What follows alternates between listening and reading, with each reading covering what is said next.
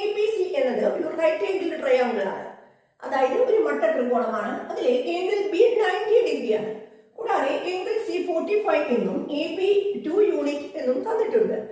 നമ്മളോടുള്ള ചോദ്യം length of sides കണ്ടുപിടിക്കുക, ബി സിയുടെ നീളവും എ സിയുടെ നീളവും കണ്ടുപിടിക്കുക എന്നതാണ് പ്രശ്നം.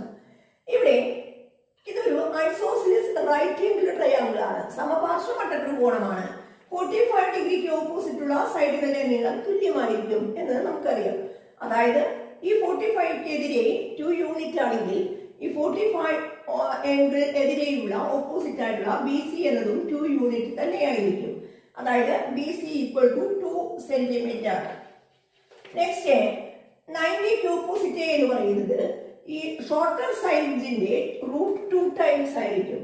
അതായത് രണ്ട് ഷോർട്ടർ സൈഡ്സിന്റെ 2 യൂണിറ്റ് വീതം അതിന്റെ √2 കൊണ്ട് മൾട്ടിപ്ലൈ ചെയ്താൽ നമുക്ക് എ സി കിട്ടും.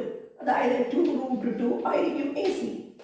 ഇവിടെ നമ്മൾ ഉപയോഗിക്കുന്ന കൺസെപ്റ്റ് 45, 90 ആണെങ്കിൽ സൈഡ്സ് ഓപ്പോസിറ്റ് സൈഡ്സുകളുടെ റേഷ്യോ എന്ന് പറയുന്നത് 1:1:√2 ആയിരിക്കും. അതായത് ഒരു 45-ക്കെതിരെ 2 ആണെങ്കിൽ അടുത്ത 45-ക്കെതിരെയും 2 ആണെന്നും ഇതിനെ 2 × √2 ആണെന്നും മനസ്സിലാക്കാം.